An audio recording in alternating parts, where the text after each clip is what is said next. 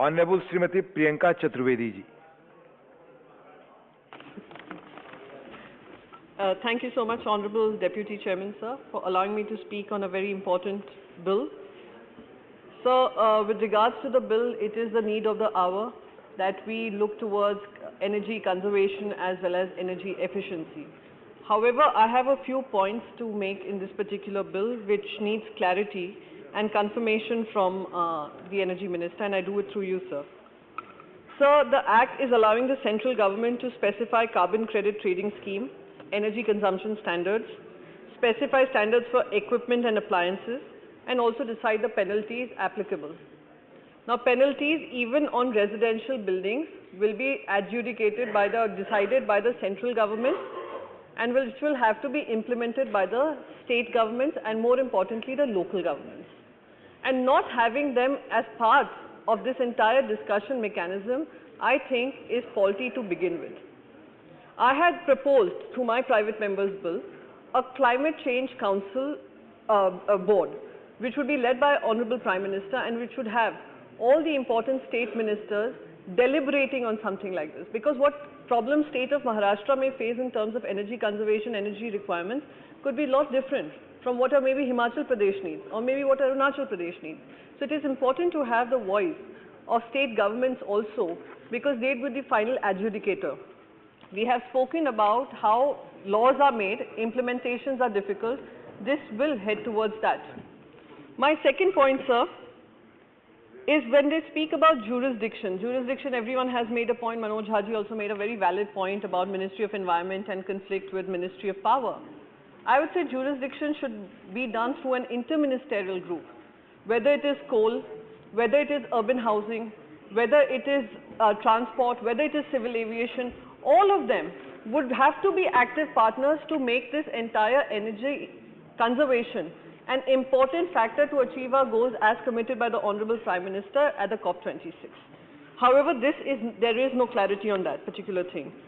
About regulation, again, residential building dispute, who will be handling that? Whose jurisdiction does it come under? Are you all empowering the states to be able to adjudicate on matters like this? Can you have state boards to be able to communicate with the center and ensure that this bill in true form, in true act, can provide the efficiency and conservation that we are seeking? We have seen the carbon trading. I mean, I've just been hearing about carbon trading. It sounds like it is a very important concept introduced globally. However, I'd want to know, don't we already have renewable energy certificate under the Electricity Act 2003, which promotes renewable energy?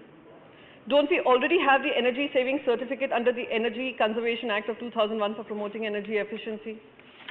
The third, we also have a scheme, which is the PAT scheme, Perform, Achieve and Trade scheme. We set such low emission targets there, so it became so achievable that the certificates that were being issued, nobody wanted to buy them. So the carbon trading mechanism that you are bringing about, I think this needs to be thought through. Initial auction of these carbon credits, I would want to know allocation of credits, would it be done through an auction scheme, which I think Manoj Haji touched upon. But if it is done through an auction scheme, a lot of smaller companies, which would also need to participate in the carbon trading scheme if they are emitters of fossil fuels or carbon into the environment, it will be a very expensive cost for them to bear. So my request would be initially the allocation of credit schemes should be free of cost. Could be a time-bound manner. Now, in his initial remarks, the minister, when he was introducing the bill in the Lok Sabha, he had said that while introducing the bill, he had observed that India will not export carbon credit. If I'm not mistaken, this is what he had said.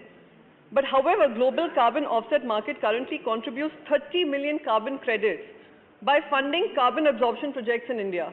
Don't you think this will hamper it if we do not allow carbon credits to be sold in the export global market? So I would say I would discourage him from looking at a ban, should look at more of, regulating that market. How much of it can we sell to global markets? Now, a lot of private companies, sir, have moved into a fuel mix, a green energy fuel mix already. Many of them have set 34% target, 50% target, 40% target, and they're working on it. My request would be a higher set of target should also be introduced for those who have already implemented.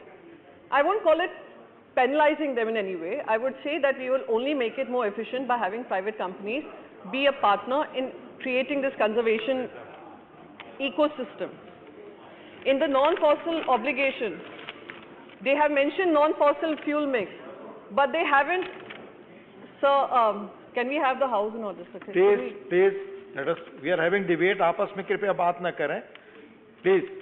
Non-fossil fuel obligation is something that has been mentioned in the bill. However, the sources of energy have not been specified. What would be looked at as a non-fossil composition? So that is something we should be speaking about. Seasonality, affordability and cost of renewables has already been spoken. However, my point would be larger. How will we ensure transport? How will we ensure distribution? And how will we ensure continuity of supply? Because India is going to be seeking more energy, will have more energy consumption as our GDP grows. Private consumption will also increase. How do we ensure there is an undisrupted power supply to at least those companies which are into manufacturing? And how do we look at storage cost reducing? That is also a part which we should be looking at.